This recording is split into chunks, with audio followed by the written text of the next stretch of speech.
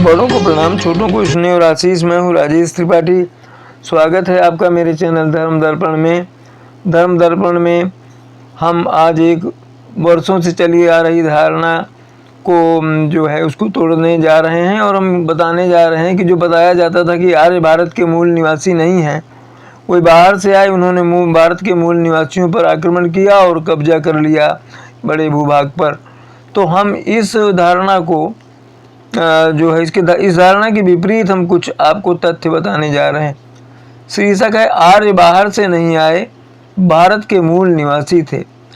हमें वर्षों से इस धारणा को मानने को विवश किया जाता रहा कि आर्य भारत के मूल निवासी नहीं थे, वे बाहरी मुल्कों से आए और मूल भारतीयों पर आक्रमण कर भारत पर कब्जा कर लिया।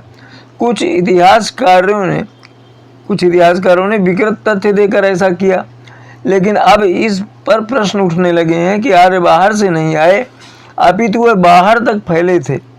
इसका गवाह है इंडोनेशिया और कंबोडिया आदि देशों में फैले सनातन धर्म के चिन्ह। कहते हैं आज भी इंडोनेशिया के रेडियो स्टेशन से नियमित रामायण का प्रसारण होता है। थाईलैंड के अतुल्य तेज श्याम देश के चक्री वंश के नवम राजा थे।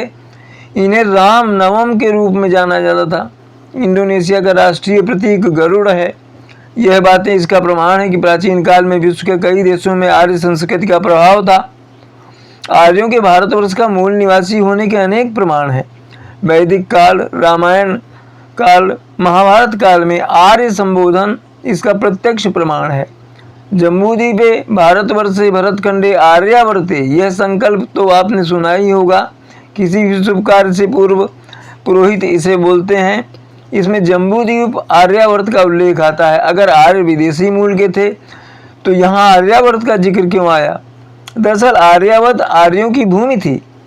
उन्हें विदेशी मूल का बताने के पीछे अवश्य ही कोई षड्यंत्र ही रहा होगा। अब जम्बूद्वीप के बारे में जानते हैं।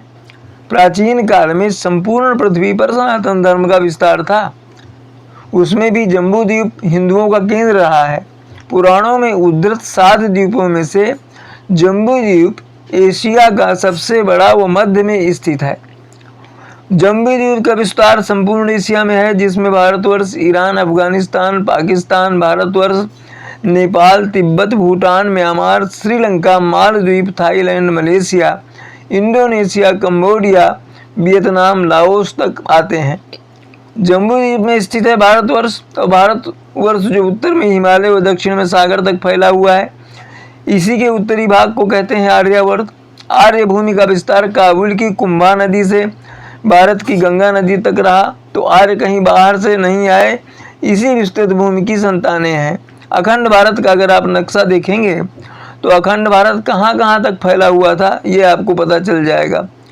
वायु पुराण के अनुसार महाराज प्रियव्रत का अपना कोई पुत्र नहीं था, तो उन्होंने अपनी पुत्री के पुत्र अग्निन्द्र को गोद ले लिया था, जिसका लड़का नाभ ही था। नाभ की एक पत्नी मेरु देवी से जो पुत्र पैदा हुआ उसका नाम ऋषभ था। इसी ऋषभ के पुत्र भरत थे तथा इन्हीं भरत के नाम पर इस देश का नाम भारतवर्ष पड़ा। इस भूमि का चयन करने का कारण था कि प्राचीन काल में जम्बूद्वीप ही एकमात्र ऐसा द्वीप था जहां रहने के लिए उचित वातावरण था और उसमें भी भारतवर्ष की जलवायु सबसे उत्तम थी। आर्य एक गुणवाचक शब्द है जिसका सीधा सा अर्थ है श्रेष्ठ। इसी से यह धारणा प्रचलित हुई कि देवभूमि से वेद धरती पर उतरे। इस प्रकार आर्य जाति विश्व का प्रथम सुसंस्कृत मानव समूह था।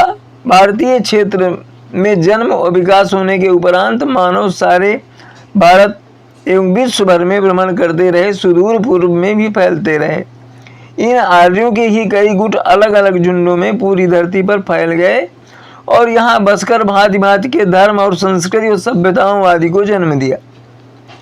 सिर्फ भौतिक सुख में डूबे, स्वयं से मस्त, अधार्मिक कृत्य व व्यवहार वाले लोगों, जातियों व सभ्यताओं को अनार्य कहा जाने लगा। मनु की संतानें ही आर्य अनार्य में बंटकर धरती पर फैल गईं। इस धरती पर आज जो भी मनुष्य है वे सभी वैवस्वत मनु की ही संतानें हैं। अतः आर्य भारत के ही मूल निवासी थे, न बाहरी, न उत्तर या दक्षिण भारतीय, न अगड़ी जाती या पिछड़ी जाती। कई शोधों से भी यह प्रमाणित हुआ है कि आर्यों के बाहर से आकर भारत में बसने के कोई पुख्ता प्रमाण नहीं मिले। राखी गढ़ी से मिले 5000 साल पुराने कंकालों के अध्ययन के बाद जारी की गई रिपोर्ट से खुलासा हुआ कि आर्य यहीं के मूल निवासी थे, बाहर से नहीं आए थे। ये भी पता चला कि भारत के लोगों के जीन ने पिछले हजारों सालों में कोई बड़ा बदलाव नहीं हुआ। इस रिसर्च में सामने आया कि आर्यंस भारत के ही मूल निवासी थे। भारत में आज भी यही पढ़ाया जाता है कि आर्य आक्रमणकारी थे, लेकिन अब भारत में पुरातत्व विभाग की खुदाई से जो नए तथ्य सामने आए हैं उससे एक बार फिर से साबित हो गया है कि आर्यों के भारत पर हमला करने की बात सही नहीं है।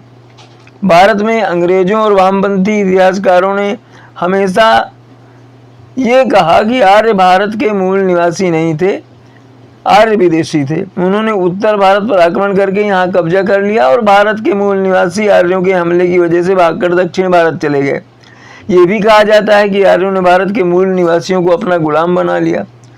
उत्तर प्रदेश के बागपत जिले के सिनौली के भारतीय पुरातत्व विभाग ने खुदाई शुरू की। इस खुदाई में 2 रथ भी मिले, जो बहुत बड़ी बात है। पहली बार भारतीय उपमहाद्वीप में पुरातत्व से जुड़ी किसी खुदाई में रथ मिले हैं।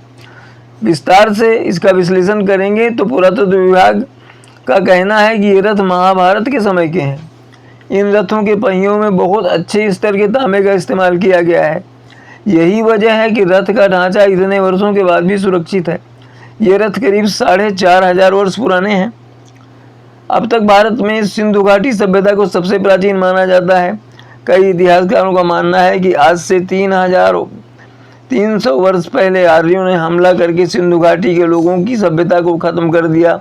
इतिहासकारों ने यह भी प्रचार चलाया कि आर्यों के पास ज़्यादा अच्छे हथियार थे, उनकी तकनीक अच्छी थी, इसलिए आर्यों ने भारत के मूल निवासियों को आसानी से हरा दिया और भारत में आधुनिक सभ्यता की नींव रखी थी। लेकिन अब ये 4.5 वर्ष पुराना रथ साबित कर रहा है कि भारत में पहले से ही युद्ध कला बहुत विकसित थी। भारत के मूल निवासियों के पास भी रथ थे। हरियाणा के हिसार, जिसे राखी गढ़ी में हुई हड़प्पाकालीन सभ्यता की खुदाई में कई रहस्यों से पर्दा उठा है। राखी गढ़ी में मिले 5000 साल पुराने कंकालों की डीएनए अध्ययन के बाद जारी की गई रिपोर्ट में खुलासा हुआ कि आर्य यहीं के मूल निवासी थे, बाहर से नहीं आए थे। ये भी पता चला कि भारत के लोगों के जीन में पिछले हजारों सालों से कोई बदलाव नहीं हुआ। 15,000 फीट की ऊंचाई पर बसे दाह और बीमा हिमालय में 2 गांव हैं जहां आज भी आर्य लोग रहते हैं। इस स्थान को आर्यन वैली भी कहते हैं। आर्यंस की असल नस्ल को बचाए रखने के लिए यहाँ जाना मना था, लेकिन अब यहाँ टूरिस्ट जा सकते हैं। यहाँ के निवासियों के रंग रूप और बनावट में कुछ फर्क है। यहाँ गोरे चिट्टे रंग के स्त्री पुरुष हैं जिनकी नाक सीधी और रूप बहुत ही गोरा और आभावान होता है। कुछ गांवों में 5000 साल पुराने आर्यन के आखिरी वंशज यहाँ आज भी रहते हैं। ये मूल आर्यन के वंशज हैं। आज भी अपनी असली नस्ल को बनाए रखने के लिए अधिकांश लोग अपने ही गांव के लोगों से शादी करते हैं। ब्रोकपा जाति के लोग सालों पहले आए यूरोपियन आक्रमणकारियों के वंशज हैं और बहुत कुछ उनके जैसे दिखते भी हैं। ये लोग कश्मीर और लद्दाख के लोगों से अलग दिखते हैं। यहाँ की महिलाएं सबसे खूबसूरत मानी जाती हैं। ज़्यादातर लोगों की आंखें नीली रंग, गोरा खूबसूरत नाक और चमकदार स्किन होती है। त्वचा इनकी चमकती रहती है। इन्हें ब्रोकपास भी कहा जाता है। लद्दाख के दूर दराज अंचल में बसे करीब 5000 ब्रोकपा खुद को दुनिया के आखिरी बचे हुए शुद्ध आर्य मानते हैं। ब्रोकपा या आर्यन की एक लड़की के मुताबिक आर्य लंबे और गोरे होते हैं। आप यहाँ की आबादी में भी यही बात देख सकते हैं। हम लोग भी प्रकृति की पूजा करते हैं। हम अपनी संस्कृति को ही अपने शुद्ध आर्यन होने का सबसे बड़ा सबूत मानते हैं। ब्रोकपा नाम उन्हें लद्दाख की बाकी आबादी की ओर से मिला है। स्थानीय भाषा में इसका मतलब घुमंतु होता है। तो ये तो थी आर्यों के स्वदेशी होने का प्रमाण। और जो मिथ्या प्रचार किया जा रहा है कि बाहर से आए थे, आक्रमणकारी हैं, तो वो इन प्रमाणों से ध्वस्त होता है। तो ये तो था आज का वीडियो। इसी तरह के और विषय और धार्मिक प्रसंग लेकर अगले वीडियो में हम आपसे मिलेंगे। तब तक के लिए नमस्कार, प्रणाम। स्वस्थ रहिए, सुरक्षित रहिए। आप पर सदा सपरिवार प्रभु की कृपा रहे।